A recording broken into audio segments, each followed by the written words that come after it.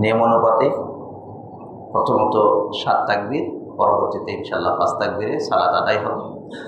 উপরে যারা মা বোনেরা যারা পর্দার আড়ালে রয়েছেন আপনারা সকলেই দাঁড়িয়ে কাতার সোজা করে নিন। এখনই আমাদের জামাত শুরু হবে ইনশাআল্লাহ। আল্লাহু আকবার, আল্লাহু আকবার, লা ইলাহা ইল্লাল্লাহ, আল্লাহু আকবার, আল্লাহু আকবার, ওয়া লিল্লাহিল হামদ। আল্লাহু আকবার, আল্লাহু আকবার কাবীরা, আলহামদুলিল্লাহি কাসীরা, সুবহানাল্লাহি বুকরাতাও ওয়া আসীলা। ইস্তাউ ওয়া'তাদিলু তারাসু সুদুল খালাক। ডানে বামে দেখিয়ে কাঁধে কাঁধ মিলিয়ে কাতার সোজা করে নিন।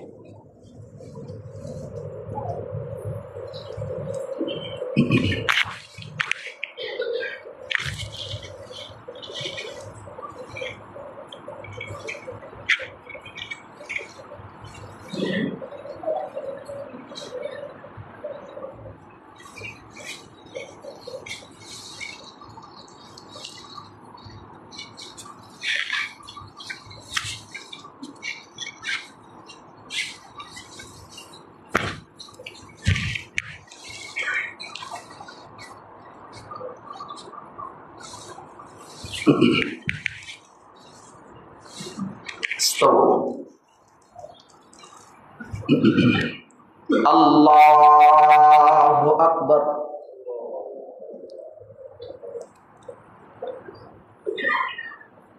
আল্লাহু আকবার।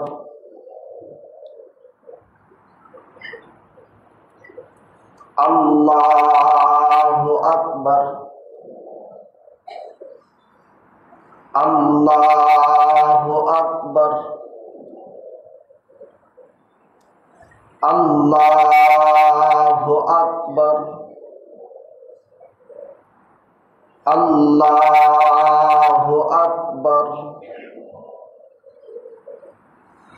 আল্লাহু আকবার।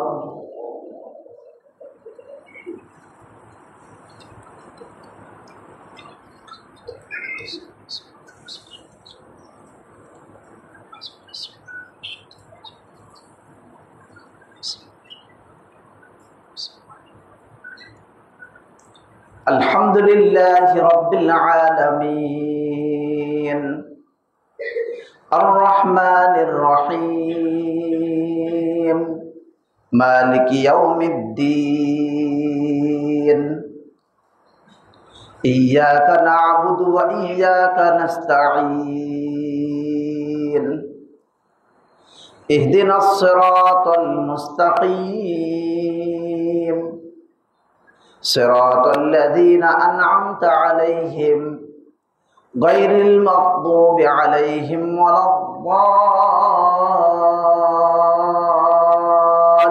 الضالين آمين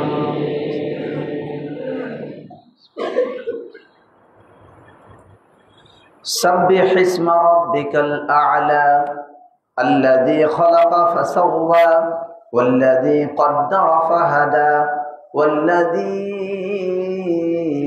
أخرج المرعى فجعله غثاء أحوى سنقرئك فلا تنسى إلا ما شاء الله إنه يعلم الجهر وما يخفى ونيسرك لليسرى فذكر إن نفعت الذكرى سيذكر من يخشى ويتجنبها الأشقى الذي يصلى النار الكبرى ثم لا يموت فيها ولا يحيا قد أفلح من تزكى وذكر اسم ربه فصلى بل تؤثرون الحياة الدنيا والآخرة خير وأبقى إن هذا لفي الصحف الأولى صحف إبراهيم وموسى الله أكبر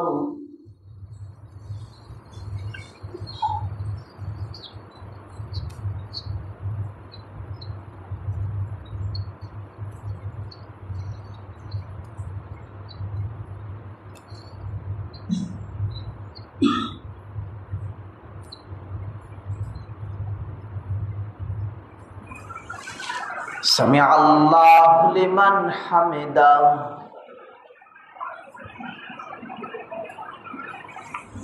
الله أكبر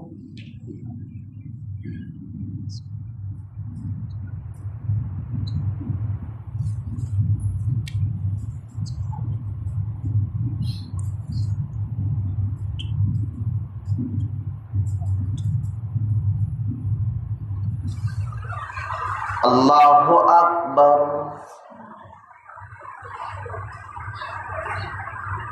الله أكبر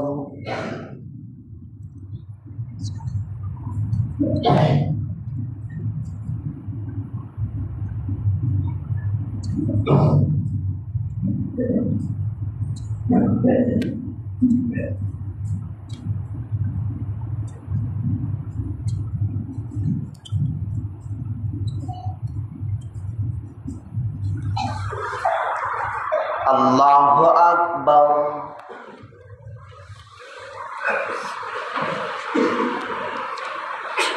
الله أكبر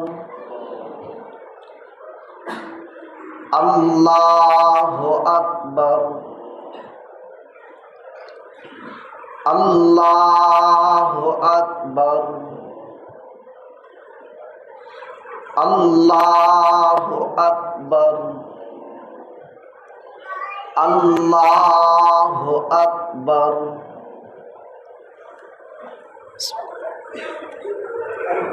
الحمد لله رب العالمين الرحمن الرحيم مالك يوم الدين إياك نعبد وإياك نستعين اهدنا الصراط المستقيم صراط الذين أنعمت عليهم غير المغضوب عليهم ولا الضالين آمين هل أتاك حديث الغاشية وجوه يومئذ خاشعة عاملة ناصبة تصلى نارا حامية تسقى من عين آنية ليس لهم طعام إلا من ضريع لا يسمن ولا يغني من جوع وجوه يومئذ ناعمة لسعيها راضية في جنة عالية لا تسمع فيها لاغية فيها عين جارية فيها سرر مرفوعة وأكواب موضوعة ونمارق مصفوفة وزرابي مبثوثة أفلا ينظرون إلى الإبل كيف خلقت وإلى السماء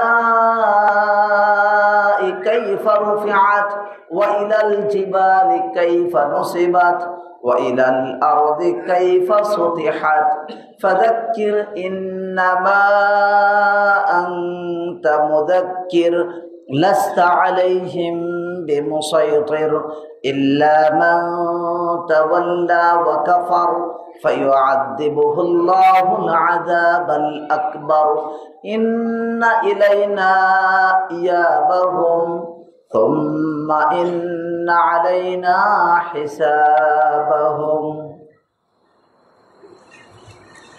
الله أكبر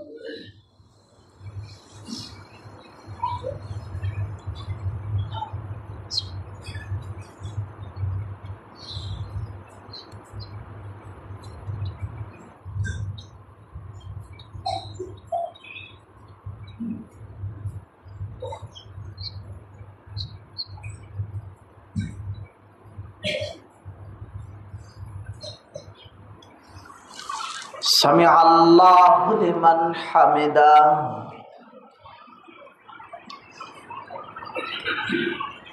الله أكبر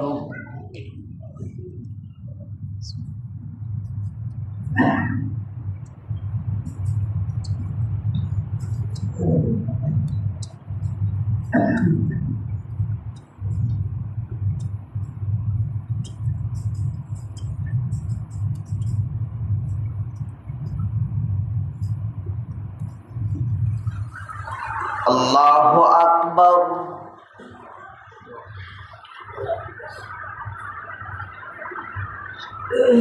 আল্লাহু আকবার।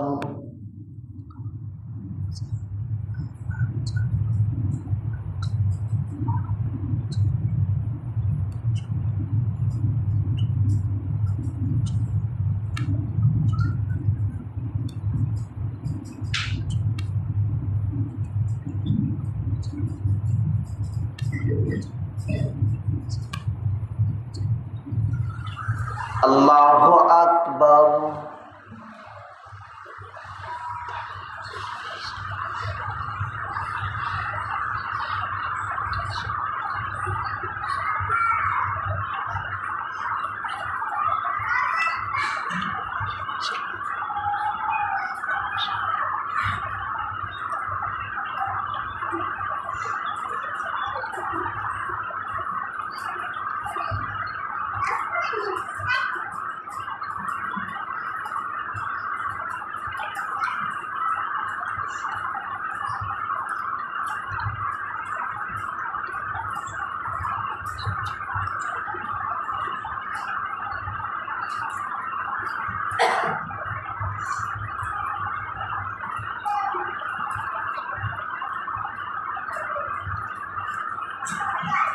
আসসালামু আলাইকুম ওয়া রাহমাতুল্লাহ।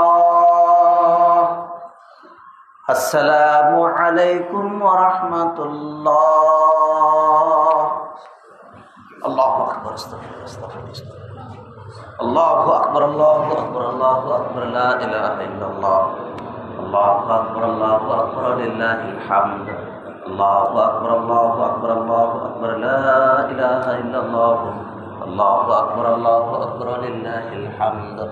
আল্লাহু আকবার। আল্লাহু আকবার। আল্লাহু আকবার। লা ইলাহা ইল্লাল্লাহ। আল্লাহু আকবার। আল্লাহু আকবার। লিল্লাহিল হামদ। আল্লাহু আকবার। আল্লাহু আকবার। আল্লাহু আকবার। লা ইলাহা ইল্লাল্লাহ। আল্লাহু আকবার। আল্লাহু আকবার। লিল্লাহিল হামদ। আল্লাহু আকবার। আল্লাহু আকবার। আল্লাহু আকবার কবীরা ওয়ালহামদুলিল্লাহি কাসীরা সুবহানাল্লাহি বুকরাতান ওয়া আসীলা। আল্লাহু আকবার। আল্লাহু আকবার। আল্লাহু আকবার। লা ইলাহা ইল্লাল্লাহ। আল্লাহু আকবার। আল্লাহু আকবার। লিল্লাহিল হামদ। আল্লাহু আকবার। আল্লাহু আকবার। আল্লাহু আকবার। লা ইলাহা ইল্লাল্লাহ। আল্লাহু আকবার। আল্লাহু আকবার। লিল্লাহিল হামদ। আসসালামু আলাইকুম ওয়া রাহমাতুল্লাহি ওয়া বারাকাতুহু। আলহামদুলিল্লাহ হামদান কাসীরান তাইয়্যিবান মুবারাকান ফীহি কামা ইয়ানবাগি লিজালালি ওয়াজহি ওয়া আযীমি সুলতানিহি ওয়াসসালাতু ওয়াসসালামু আলা খায়রিল খালqi মুহাম্মদ ওয়াসসালাতু ওয়াসসালামু আলা খায়রিল বারিয়্যাহ মুহাম্মদ ইবনে আবদুল্লাহ ওয়া আলা আলিহি ওয়া সাহবিহি ওয়া মান ওয়ালাহ।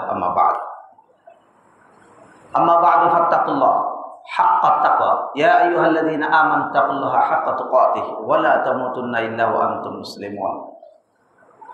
আলহামদুলিল্লাহ, প্রশংসা আল্লাহ রাব্বুল আলামিনের জন্য যে আল্লাহ রাব্বুল আলামিন আমাদেরকে সালাতুল ঈদ সুন্দরভাবে সুন্নতি পন্থায় আদায় করার তৌফিক দিয়েছেন, বলি আলহামদুলিল্লাহ। দরুদ ও সালাত বর্ষিত হোক মানবতার মুক্তিদূত আহমদ মুস্তফা মুহাম্মদ মুস্তফা সাল্লাল্লাহু আলাইহি ওয়াসাল্লামের উপর, যে রাসূল সাল্লাল্লাহু আলাইহি ওয়াসাল্লামের আদর্শ অনুপাতে আমাদের সালাত আদায় হয়ে গেল, তার উপর দরুদ ও সালাত বর্ষিত হোক। সকল বলি সাল্লাল্লাহু আলাইহি ওয়াসাল্লাম। সম্মানিত উপস্থিতি, প্রিয় মা ও বোনেরা, দূর দূরান্ত থেকে যারা এখানে আগমন করেছেন, দিনী ভাই বন্ধুরা, আজকে ঈদুল আযহা, ঈদের দিন। আল্লাহ রাব্বুল আলামিন আমাদের সকলের পক্ষ থেকে ঈদের সকল ইবাদতগুলোকে কবুল করুন। তাকাব্বালাল্লাহু মিন্না ওয়া মিনকুম সালিহাল আমাল। সম্মানিত উপস্থিতি, ঈদুল আযহা, ঈদ শব্দটা আমরা যখন শুনি কেমন লাগে? ঈদ শুনলেই অন্তরটা নরম হয়ে যায়, মানসিকভাবে স্বস্তি আসে। আন্তরিকতার শব্দ ঈদ। এই শব্দটি অন্তরকে নরম করে, মনকে ভালো করে। এটি যারা প্রবাসী তাদের দেশের কথা স্মরণ করে দেয়। আজকে প্রবাসী অনেকেই রয়েছেন যারা আজকের এই ঈদের দিনে, অথবা তারা হয়তো ঈদের দিন পার করে ফেলছেন সৌদি আরবে আগেই, তারা আপনার কথা আমার কথা মনে করেছে, আপনজনের কথা মনে করে, অসহায় সে সহায়ের কথা স্মরণ করে, এতিম তার বাবার কথা স্মরণ করে, মিসকিন অসহায় সে চিন্তা করে আমার অর্থ সম্পদ থাকলে আমি কত না উত্তম কাজ করতে পারতাম। বিধবা নারী তার স্বামীর কথা মনে করে, স্বামীর অধীনে স্বামীর কাছে সে কত না অতি আনন্দের অতি সুখের জীবন যাপন করেছে, তার কাছে মাথা রেখে চলেছে দীর্ঘদিন।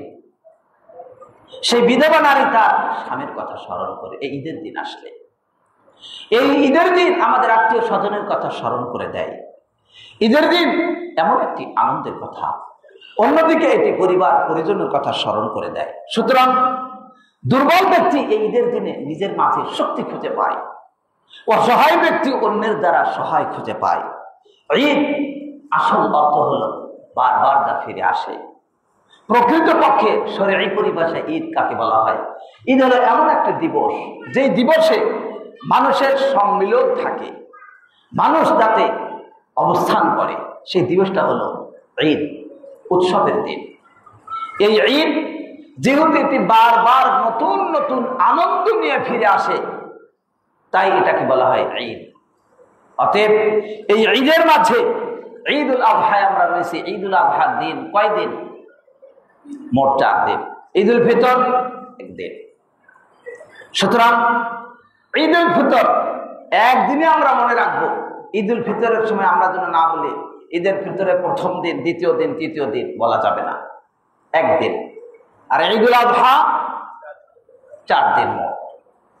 আজকের দিন অর্থাৎ যেদিন কুরবানি করা হয়, সালাত আদায় করা হয়, এরপর আইয়ামে তাশরিকের 3 দিন। রাসূলুল্লাহ সাল্লাল্লাহু আলাইহি ওয়াসাল্লাম বলেন আইয়ামুত তাশরিক ঈদুনা আহলাল ইসলাম, হে ইসলামপন্থীরা, আইয়ামে তাশরিকের দিনগুলো আমাদের ঈদের দিন। অতএব এই ঈদের দিনগুলোতে সিয়াম পালন করা যাবে না, হারাম। অতএব আমি এমন মুত্তাকি, মানুষ যখন খাচ্ছে, আমি দুনিয়াকে ভালোবাসি না, আমি দুনিয়া চাই না, আমি দুনিয়ার এই দিবসে সবাই আনন্দ করছে না, আমি আখিরাতমুখী, আমি এই সময় আনন্দ করব না, তাহলে আপনি রাসূলুল্লাহ সাল্লাল্লাহু আলাইহি ওয়াসাল্লামের আদর্শের মাঝে না। কারণ রাসূলুল্লাহ সাল্লাল্লাহু আলাইহি ওয়াসাল্লাম তিনি এই দিবসগুলোতে বলেছেন এটা আইয়ামু আকলিন ওয়া শুরবিন ওয়া যিকরিন লিল্লাহ, এই দিনগুলো খাওয়ার জন্য, পান করার জন্য এবং আল্লাহ রাব্বুল আলামিনের জন্য তাকবীর ধ্বনি, জিকির আজকার করার জন্য। আল্লাহু আকবার, আল্লাহু আকবার, লা ইলাহা ইল্লাল্লাহ, আল্লাহু আকবার, আল্লাহু আকবার, ওয়ালিল্লাহিল হামদ। তিনি ভাই বন্ধুরা, এই ঈদের দিন আসলে আল্লাহ রাব্বুল আলামিনের তৌফিকে আমরা আজকে ঈদের দিন উপনীত হয়েছি। ঈদের দিন আসলে বোঝা যায় সত্যিকার অর্থে অন্তরের মাঝে কার ঈমান আছে আর কার ঈমান নাই। এই ঈদের দিন এটি একটি জাতির জন্য তার মূল রহস্য, মূল চেহারা এটাকে প্রকাশ করে দেয়। এই ঈদের মাঝে তাদের আসল স্বভাব, আসল চরিত্র, সে প্রকৃতপক্ষে ইসলামের উপরে আছে নাকি নাই, এই স্বভাবটা ঈদের দিনগুলোতে প্রকাশ পায়। কারণ ঈদের দিকে দেখলেই সত্যিকার অর্থে যে ব্যক্তি খাঁটি মুমিন, সৎ মুমিন, যার ভেতরে ঈমান সঠিক রয়েছে, আমল সঠিক রয়েছে, সে ব্যক্তি এই ঈদের দিনে সঠিকভাবে সৌভাগ্যবান হবে এবং তার ভেতরের যত ভালো চরিত্রগুলো রয়েছে সেগুলো তার প্রকাশ পাবে। আর অন্যদিকে যার মাঝে ভালো চরিত্র নাই, তার মাঝে প্রকাশ পাবে হিংসা, বিদ্বেষ, কাউকে ভালোবাসবে না, কাউরে কাছে যাবে না, কাউকে ডাকবে না। আর যে ব্যক্তি প্রকৃত মুসলিম, সে একে অপরের সাথে হবে সহযোগিতামূলক আচরণের দ্বারা, সে হবে অন্যকে কাছে নেওয়ার জন্য, দিনকে আঁকড়ে ধরে থাকবে। দিনের বাইরে যা এমন নতুন কিছু ঈদের দিনকে কেন্দ্র করে, উৎসবের দিন বলে, ফুর্তির দিন বলে, আনন্দের দিন বলে ইসলামের বাইরের কোনো কিছু সে পালন করবে না। ঈদের দিনে প্রকাশ পাবে।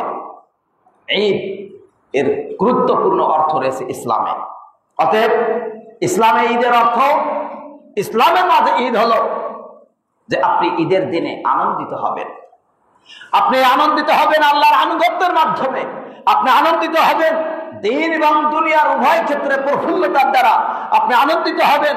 আপনার শক্তি সামর্থ্য প্রকাশের দ্বারা, ভ্রাতৃত্ব বোধকে শক্তিশালী করার দ্বারা আপনি আনন্দিত হবেন। কল্যাণকর কাজকে ভালোভাবে ইচ্ছার সাথে, স্পিরিটের সাথে, আগ্রহের সাথে করার দ্বারা, এবং খেয়াল তামাশা, অশ্লীল বেহায়াপনা এবং কুপ্রবৃত্তি যা কিছু চাবে তা থেকে নিজেকে কন্ট্রোল করার দ্বারা আপনি আনন্দিত হবেন। আপনি আনন্দিত হবেন শয়তানের ওয়াসওয়াসা থেকে দূরে থাকার দ্বারা, শয়তানের যত ওয়াসওয়াসা রয়েছে, কুমন্ত্রণা রয়েছে তা থেকে দূরে থাকার দ্বারা, এবং আপনি আনন্দিত হবেন যে এই দিন আল্লাহ তাআলা ক্ষমা করবেন।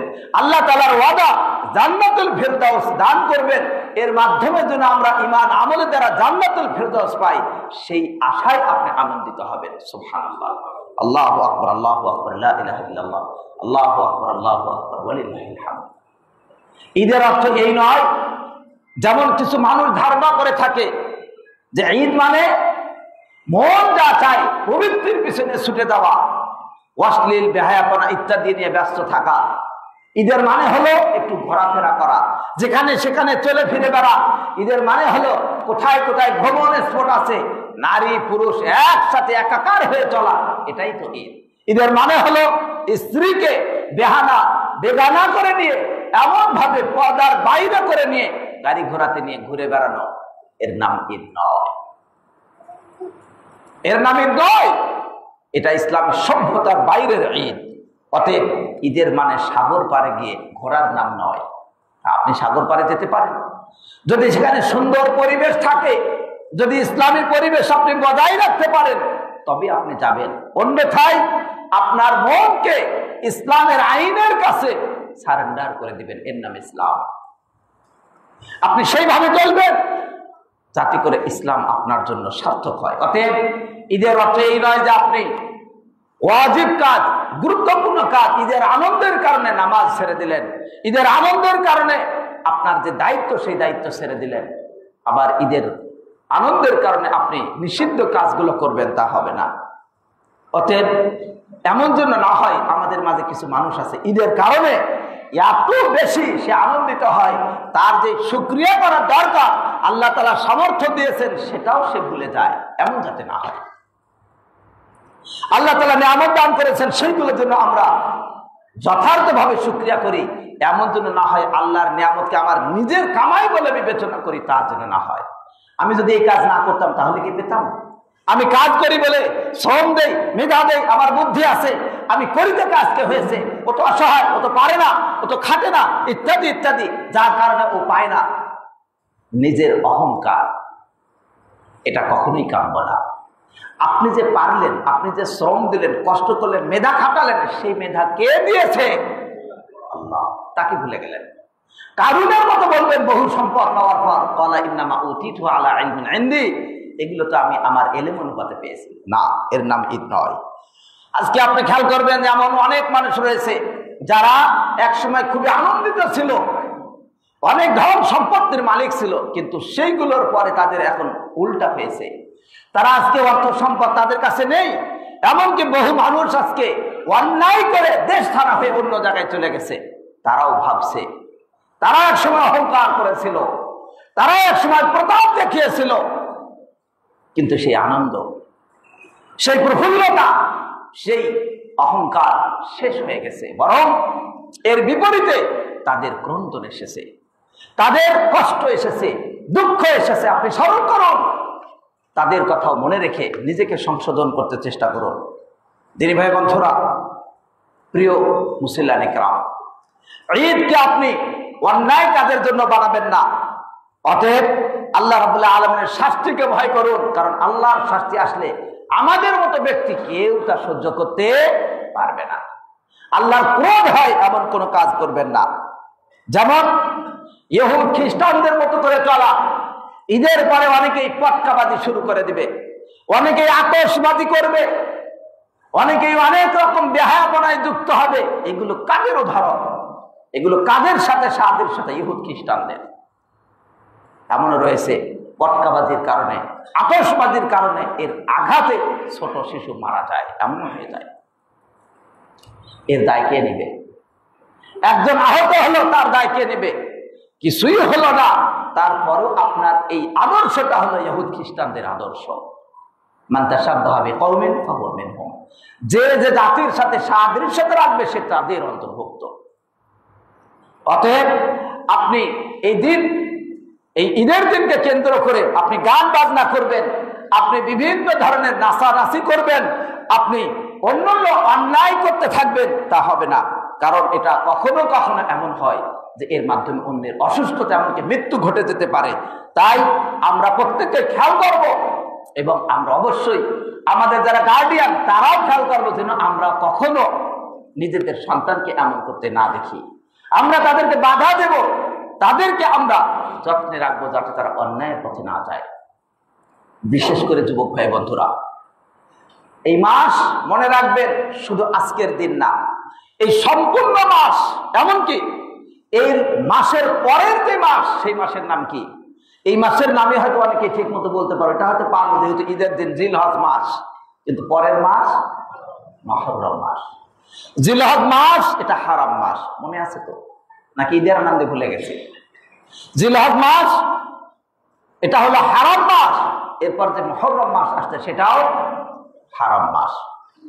অন্য মাসে অন্যায় করলে যা অপরাধ বা শাস্তিযোগ্য হয়, এই মাসে অপরাধ করলে তার চেয়ে বহু ভয়াবহ রূপে শাস্তিযোগ্য অপরাধ হয়ে থাকে। অতএব পাপ থেকে বিরত থাকুন।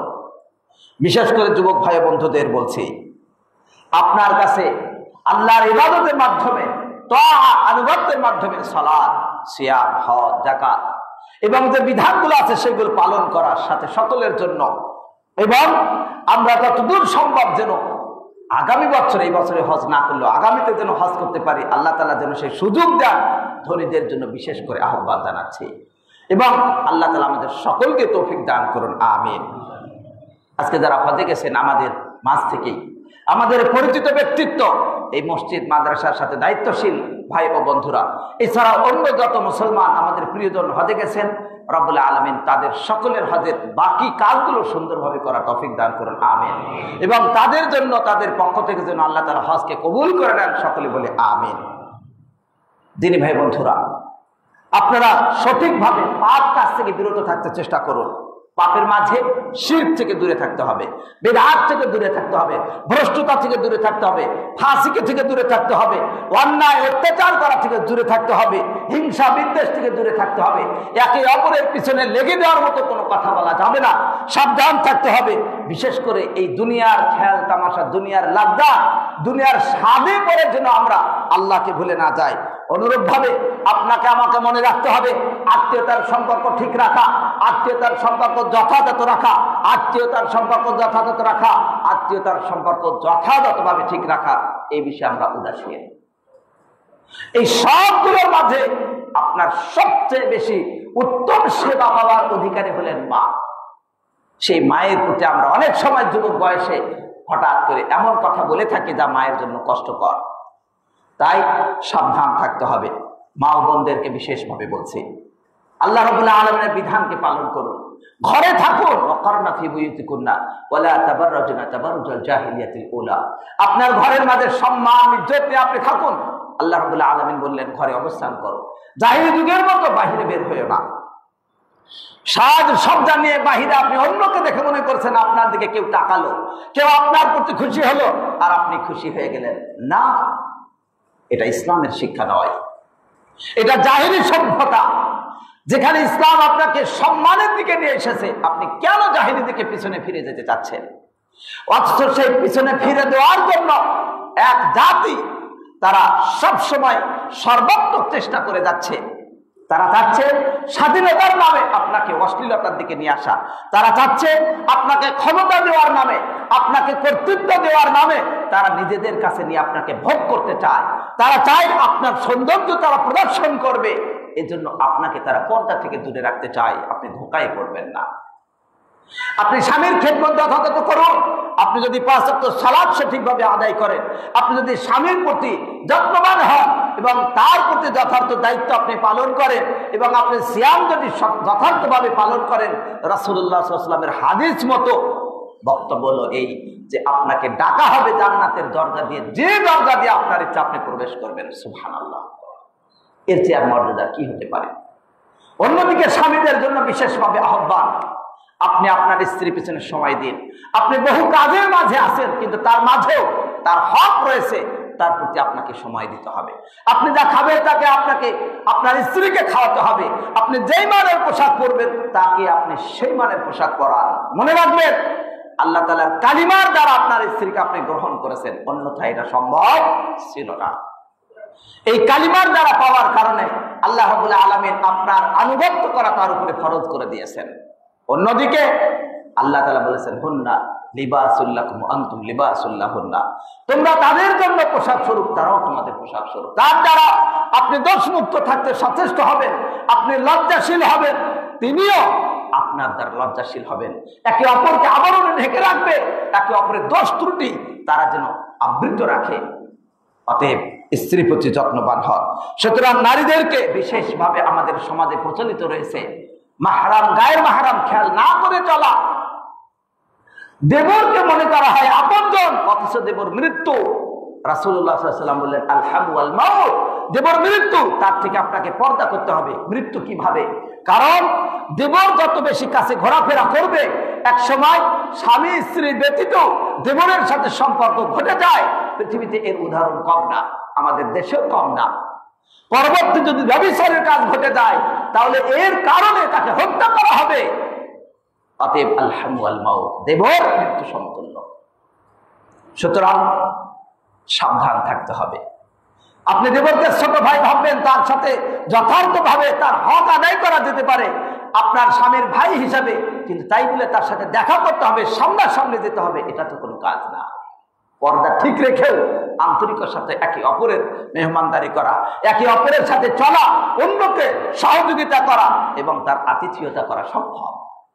আপনি সেটাই পালন করুন। রাসূলুল্লাহ সাল্লাল্লাহু আলাইহি ওয়াসাল্লাম নারীদের ব্যাপারে বলেছেন যে নারীরা জাহান্নামে অধিকাংশ আর গরিবরা জান্নাতে অধিকাংশ। কারণ কি? বললেন, ইয়া রাসূলুল্লাহ, কারণ কি? রাসূলুল্লাহ সাল্লাল্লাহু আলাইহি ওয়াসাল্লাম বললেন যে তারা স্বামীর অবাধ্য হয়, তাকফুরনাল আশির, স্বামীর অবাধ্য হয়, অস্বীকার করে। উপায় কি? রাসূলুল্লাহ সাল্লাল্লাহু আলাইহি ওয়াসাল্লাম তখন উপায় জানিয়ে দিলেন, তাসাদদাকনা, বেশি বেশি করে সাদকা করুন, দান খয়রাত করুন, আল্লাহ যাতে মুক্ত করে দেন। দিনী ভাই বন্ধুরা, আজকের এই ঈদ আমরা যেন ইবাদতের ঈদ বানাই, আমরা যেন আনুগত্যের ঈদ বানাই, আমরা অন্যায় থেকে যেন সরে আসি। মনে রাখবেন, যত বড় অন্যায় হোক আল্লাহ তাআলা ক্ষমা করতে প্রস্তুত। বলি সুবহানাল্লাহ। আল্লাহ তাআলা বলেন, ইয়া ইবাদাল্লাযিনা আসরাফু আলা আনফুসিহিম লা তাকনাতু মির রাহমাতিল্লাহ, হে আমার বান্দারা, যারা তোমরা অন্যায় অত্যাচার সীমা অতিক্রম করেছো, নিজেদের উপরে পাপ করেছো, আল্লাহর কাছে ক্ষমা চাও, আল্লাহর রহমত থেকে নিরাশ হয়ে না। সুবহানাল্লাহ। ইন্নাল্লাহ ইয়াগফিরু যুনুবা জামিআ, আল্লাহ সব গুনাহ ক্ষমা করে দিবেন, নিশ্চয়ই তিনি অতি ক্ষমাশীল, পরম দয়ালু। শুধু ক্ষমাই করবেন না, দয়া করবেন। এই তওবা, আমরা যতই বড় পাপ করি সেই পাপ থেকে ফিরে আসার সুযোগ আছে। আমরা যদি তওবা করি আল্লাহ তাআলা ক্ষমা করবেন। আল্লাহ রাব্বুল আলামিন তওবা করলে এত বেশি খুশি হন, এত বেশি খুশি হন। যেমন একজন ব্যক্তির উট হারিয়ে গেল মরুভূমিতে, 1000 বার খোঁজার পরও পাচ্ছে না, ক্লান্ত হয়ে শুয়ে পড়লো, এরপর আবার আসলো, ঘুম থেকে উঠে দেখে তার উট তার কাছে, কত খুশি হবে। আল্লাহ তাআলা বান্দার তওবাতে তার চেয়ে বেশি খুশি হন। সুবহানাল্লাহ। আল্লাহু আকবার, আল্লাহু আকবার, লা ইলাহা ইল্লাল্লাহ, আল্লাহু আকবার, আল্লাহু আকবার, লিল্লাহিল হামদ। আমরা যেন এমন অপরাধী না হই যে পাপ কোনো ব্যাপারই না। অপরাধী ব্যক্তি পাপ করলে মনে করে নাকের উপরে মাছি ছুটে যাবে, এরকম মনে করে। কিন্তু মুমিন ব্যক্তি পাপ করলে মনে করে পাহাড়ের নিচে আছে, কখন যেন পাহাড় ধসে যায়, এমন মনে করে। দিনী ভাই বন্ধুরা, আমরা অতি তাড়াতাড়ি আমরা কুরবানির দিকে চলে যাব। আমাদের মনে রাখতে হবে, এই আনন্দ ফুর্তির মাঝে আমরা যেন এমন না করি, সেই ভাইদেরকে যেন আমরা ভুলে না যাই যেই ভাইয়েরা আজকে ঈদ করতে পারছে না। ফিলিস্তিনের ভাইয়েরা সারা বিশ্বব্যাপী নির্যাতিত নিষ্পেষিত মুসলমানদের জন্য আমাদের অন্তর কেন কাঁদে না? আমরা কেন তাদের জন্য সহযোগিতায় এগিয়ে আসি না?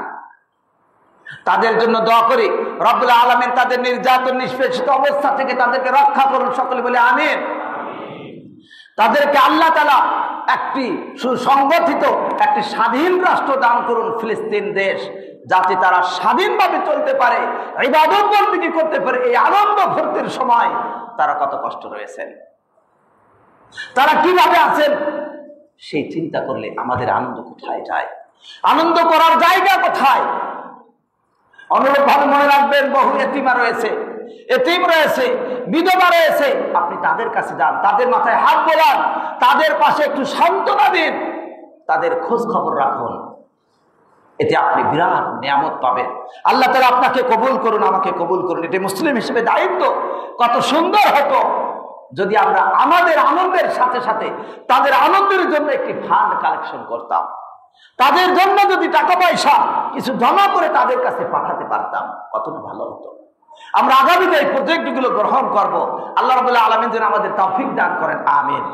দিনী ভাই বন্ধুরা, আপনি মনে রাখবেন, আপনার পাশে রাখবেন গরিবকে, অসহায়কে সহযোগিতা করা, তার মাথায় হাত তুলে দেওয়া, এতিমকে কাছে ডাকা, অসহায়কে কাছে ডাকা, বিধবা নারীর জন্য টুকুন পাঠানো, তার উপকারের জন্য কিছু খরচ করা, এটা আপনার জন্যই খরচ করা, তার জন্য না।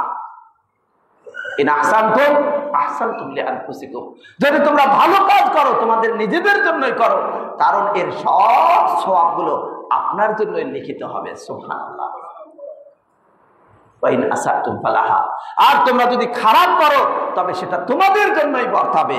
তাই আসুন, সেদিন আসার পূর্বে আমরা সাবধান হই। কিয়ামতের দিন আল্লাহ তাআলা বলে, হে বানি আদম, যেটা মুসলিমের হাদিস, আমি অসুস্থ ছিলাম, তুমি আমাকে শুশ্রূষা করোনি। কি জবাব দিবেন? আমি খাদ্য পাইনি, তুমি আমাকে খাবার দাওনি। আমি খাদ্য চেয়েছিলাম। আমি পানি চেয়েছিলাম, তুমি আমাকে পানি দাওনি। বান্দা বলবে, ইয়া রাব্বুল আলামিন, আপনি বিশ্বের প্রতিপালক, লালন করেন, পালন করেন, সব কিছু আপনি করেন, আপনাকে কিভাবে খাওয়াবো, পান করাবো? আল্লাহ বলবেন, তোমার পাশে একজন অসহায় দুস্থ, সে তোমার কাছে খাবার চেয়েছিল, তুমি কি জানো না? যদি তাকে দিতে তবে আমার কাছেই পেতে। সুবহানাল্লাহ। অতএব আমরা সাবধান হই, গরিব অসহায়দের প্রতি আমরা যেন খেয়াল করি। কিয়ামতের দিন আমরা যেন এমন অবস্থায় না পড়ি। আল্লাহ তাআলা আমাদেরকে উন্নত মুসলিম হওয়ার, আল্লাহর সন্তুষ্ট কাজ করে এমন মুসলমান হওয়ার মতো আল্লাহ তাআলা তৌফিক দান করেন, আমিন। দিনী ভাই বন্ধুরা, এই যে ঈদের দিন আল্লাহ তাআলা প্রত্যেক উম্মতের জন্য ঈদ দান করেছেন। এই ঈদ অন্য ঈদের চেয়ে শ্রেষ্ঠ, এতে পূর্বে আলোচনা হয়েছে। কারণ অন্য ঈদে, অন্যদের যত ঈদ আছে, বিশেষ করে মেহেরজান, নাইরোজ পূর্ববর্তী জাহিলি যুগে ছিল, আল্লাহ তাআলা ওই জাহিলি ঈদকে পরিবর্তন করে আমাদেরকে এই ঈদ দান করেছেন। সুবহানাল্লাহ। বলেছেন রাসূলুল্লাহ সাল্লাল্লাহু আলাইহি ওয়াসাল্লাম যে আল্লাহ তাআলা ওই দুই ঈদের পরিবর্তে তোমাদেরকে উত্তম ঈদ দান করলেন। কিভাবে উত্তম?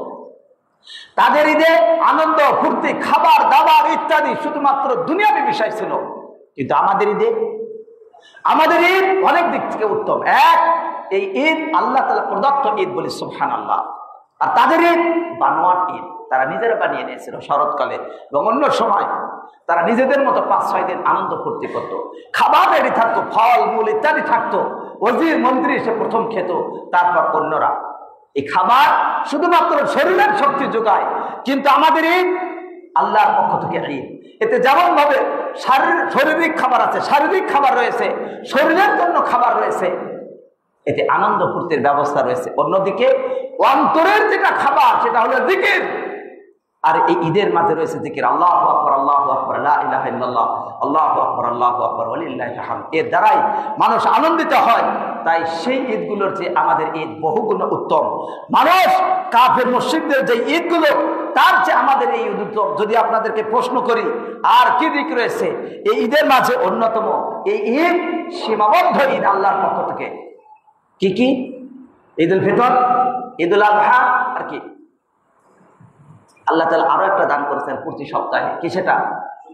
জুমার দিনের ঈদ। জুমার দিনের ঈদ সাপ্তাহিক ইবাদতের শেষে একটি ঈদ। ঈদুল ফিতর রমজানের শেষে ঈদ, প্রতি বছরে একবার। আর ঈদুল আযহা এটা আমাদের কাছে প্রতি বছরে। কিন্তু যেই ব্যক্তি হজ করে ওই ব্যক্তির জন্য ঈদুল আযহার দিন 10ম তারিখ সারা জীবনের জন্য যেন একবার খরচ। কথা ঠিক না ঠিক? সারা জীবনে। আপনাকে যদি প্রশ্ন করি, আল্লাহ রাব্বুল আলামিন এই দুইটা ঈদ দান করি, একটা হলো ঈদুল ফিতর আর একটা আযহা। ঈদুল ফিতরটা 1 তারিখে, কবে? শাওয়াল মাসের 1 তারিখ। আর ঈদুল আযহা জিলহজ মাসের 10 তারিখ। ওই ঈদটা 1 তারিখে আর এই ঈদটা 10 তারিখে কেন? এটা কি আপনার জানার আগ্রহ আছে? আছে নাকি কুরবানি নিয়ে মাথা টেনশন আছে? তো টেনশন একটু, কিন্তু এটা জানা দরকার, ঠিক না? কেন 1 তারিখে ওখানে আর কেন 10 তারিখে? আর আল্লাহ তাআলা এই দিনগুলোতে ঈদ বা কেনই দিলেন? কারণটা কি? 2 দিক থেকে কারণ। আমরা এর মাঝে একটু জ্ঞানও অর্জন করি, জানারও একটু চেষ্টা করা উচিত, ঠিক না? আমরা যদি খেয়াল করি তাহলে আমরা দেখবো যে ঈদ এর আসল যে আনন্দ সেটা হলো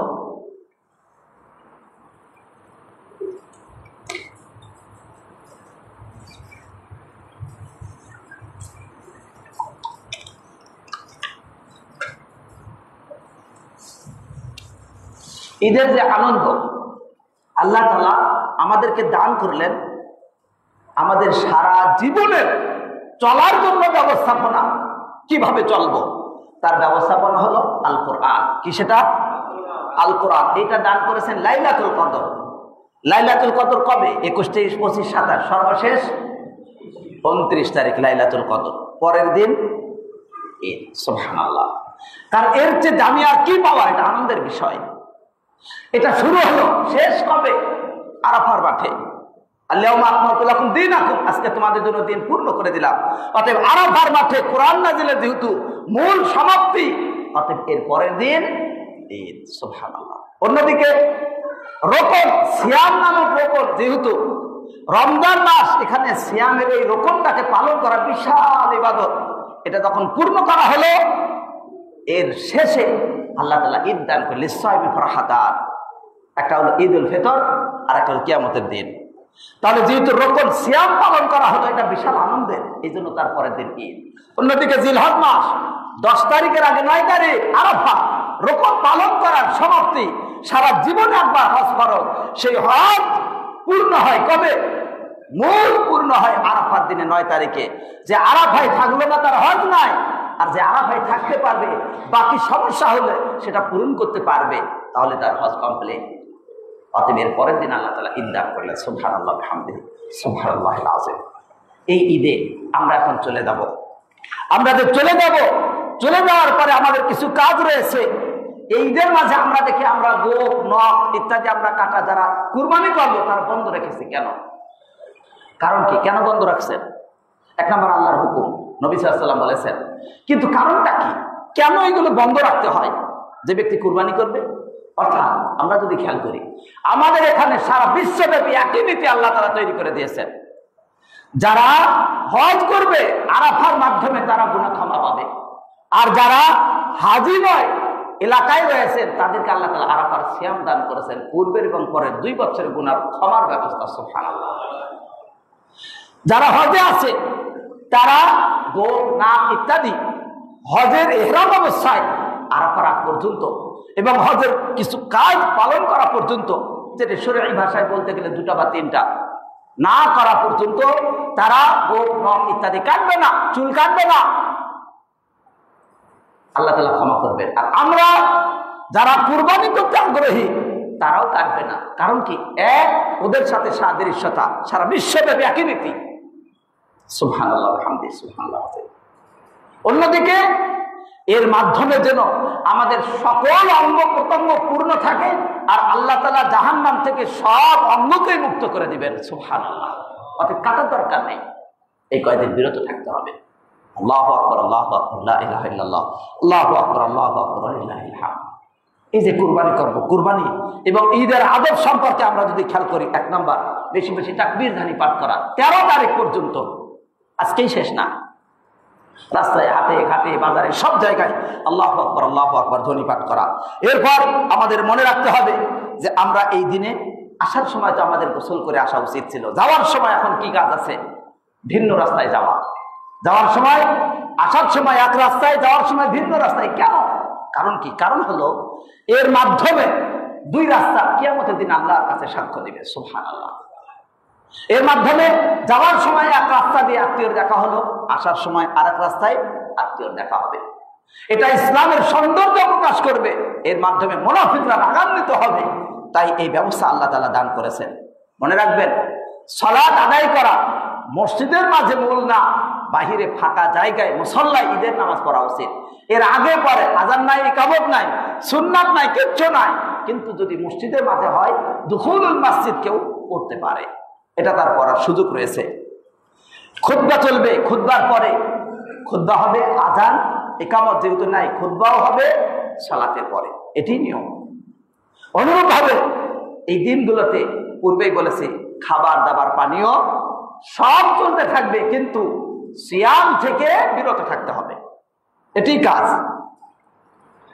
আমরা কুরবানি করব, কুরবানি করার পর নিজেরা ইচ্ছা মতো খাবো, ফ্রিজ বুকিং করে ফেলবো, এমন ভাবে বুকিং করবে কোনো জায়গা নেই, শেষে কিছুদিন পর ফ্রিজের মাঝে খাবার নষ্ট হয়ে ফেলা দিবে, কিন্তু গরিব দুঃখীর দিকে তাকাবে না, এমন যেন না হয়।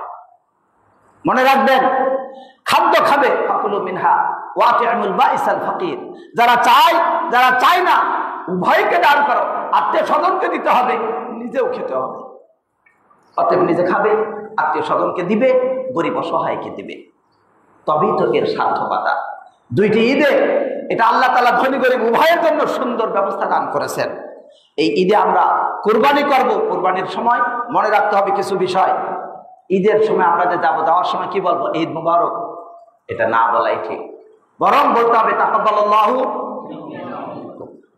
এরপর যখন আমরা কুরবানি করব, কুরবানির সময় কিছু বিষয় বিশেষভাবে খেয়াল করবেন। এক কুরবানির সামনে আরেক কুরবানি করা ঠিক না। রাসূলুল্লাহ সাল্লাল্লাহু আলাইহি ওয়াসাল্লাম এক সাহাবীকে দেখলেন ধার দিচ্ছে, চাকু ধার দিচ্ছে পশুর সামনে। রাসূলুল্লাহ সাল্লাল্লাহু আলাইহি ওয়াসাল্লাম বললেন, কি ব্যাপার, তুমি কি দুইবার ওকে হত্যা করতে চাও নাকি? দুইবার ওকে কি জবাই করবা? কারণ এই যে জবাই করা দেখা, এটাও একটা ভীতির কাজ করে। সুতরাং চাকু ধার দেওয়া, একটার সামনে আরেকটা জবাই করা কোনোটাই উচিত না, বরং দূরে ফাঁকে আরেকটাকে জবাই করা, যাতে করে একটা দেখে আরেকটা ভীত না হয়, অগ্রিম কষ্ট যাতে না পায়। জাহান্নামীদেরকে জাহান্নামে প্রবেশ করানোর আগেই জাহান্নামকে দেখানো হবে। কারণ কি?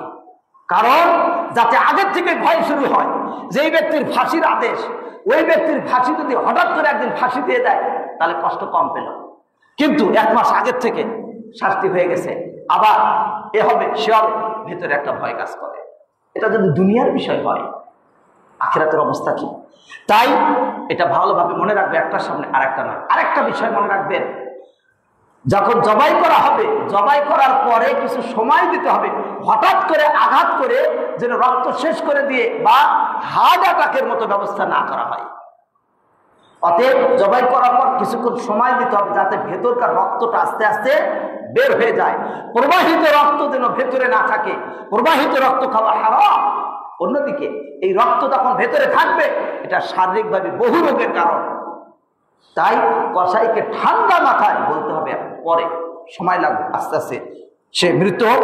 এরপর সর্বোপরি আমরা দোয়া পড়ব, বিসমিল্লাহ আল্লাহু আকবার, এর সাথে বলবো বিসমিল্লাহ আল্লাহুম্মা তাকাব্বাল মিন্নি ওয়া মিন আহলি বাইতি। হে আল্লাহ, আমার পক্ষ থেকে, আমার পরিবার পরিজনের পক্ষ থেকে যদি কোনো ব্যক্তি অন্যের নামে কুরবানি করে, অর্থাৎ অন্যের নামে কিন্তু আল্লাহর জন্য, অন্যের জন্য না, অন্যের পক্ষ থেকে যদি কেউ কুরবানি করে, তবে ওই ব্যক্তির নাম বলবে, আল্লাহুম্মা তাকাব্বাল মিন, এরপর ব্যক্তির নাম, হে আল্লাহ তার পক্ষ থেকে কবুল কর, বিসমিল্লাহি আল্লাহু আকবার, এভাবে বলবে। শরীক থাকলে শরীকদের নাম বলবে। মনে রাখবেন, কুরবানি করার পরে কুরবানির চামড়া, কুরবানির অন্য যে কোনো কিছু, এরা বিক্রি করা নিষিদ্ধ। এক। দ্বিতীয় নম্বর, এখান থেকে যিনি কাজ করে দিবেন তাকে পারিশ্রমিক দেওয়া নিষিদ্ধ। আপনি নিজের পকেট থেকে টাকা দিবেন, তাকে পারিশ্রমিক দিবেন, এরপর আপনি যদি তাকে সাদাকা করতে চান আপনার পক্ষ থেকে দিবেন, কিন্তু তার পারিশ্রমিক হিসেবে দেওয়ার কোনো সুযোগ নেই। মৃত ব্যক্তির পক্ষ থেকে যদি কেউ কুরবানি করে, করতে পারবে কি না? 1 নম্বর, যদি আগে থেকে ওসিয়ত করে যায়, টাকা দিয়ে যায়, প্রতি বছর কুরবানি করবে, তবে কুরবানি করবে। আর যদি এমন হয় যে মাল দেয়নি, কিচ্ছু না, শুধু, তাহলে এইভাবে বলবে, সবচেয়ে উত্তম হলো আল্লাহ আমার পক্ষ থেকে এবং আমার মৃত ব্যক্তি, আমার পরিবারের পক্ষ থেকে, জীবিত হতে পারে মৃত হতে পারে, সকলের পক্ষ থেকে কুরবানি, এটা হলো উত্তম। মৃত ব্যক্তির পক্ষ থেকে বিশেষভাবে যে কুরবানি দেওয়া, এটা সুন্নাতের খেলাফ। দিলে অনেকে বলেছেন জায়েজ আছে। সর্বোপরি ঈদের পর আমাদের মনে রাখতে হবে, আমরা যেন এই কুরবানি করার দ্বারা শুধুমাত্র পশু কুরবানির মাঝে সীমাবদ্ধ না রাখি, বরং আমরা যেন এর দ্বারা প্রকৃত পক্ষে আমাদের হিংসা বিদ্বেষ সবগুলোকে ধূলিসাৎ করে দিয়ে ভাই ভাই হয়ে চলতে পারি। আল্লাহ তাআলা তৌফিক দান করুন, আমিন। আমরা যেন কুরবান করতে পারি সময়, আমরা যেন কুরবানি করতে পারি অর্থ, দিনের জন্য, কাজের জন্য। যেখানে ইব্রাহিম আলাইহিস সালাম তার সন্তানকে কুরবানি করতে গেলেন, আরেকটা মনে রাখবেন, ইব্রাহিম আলাইহিস সালাম জবাই করতে গেছেন, ছুরি চালিয়েছেন, কিন্তু ছুরি কাজ করেনি। কেন? আল্লাহর নির্দেশ নাই। ইব্রাহিম আলাইহিস সালাম আগুনের মাঝে ছিলেন, কিন্তু আগুন কাজ করেনি। আমরা দাওয়াতি কাজ করব, মানুষ যতই বাধা দেয়, আল্লাহর ইচ্ছা ছাড়া কোনো ক্ষতি করতে পারবে না। মনে রাখবেন, তাওহীদের উপরে থাকতে হবে যেমন ইব্রাহিম আলাইহিস সালাম ছিলেন, সুন্নাহর উপরে থাকতে হবে যেমন নবী সাল্লাল্লাহু আলাইহি ওয়াসাল্লাম ছিলেন। তবেই আমাদের দাওয়াতি কাজ আরো বেগবান হবে। আল্লাহ তাআলা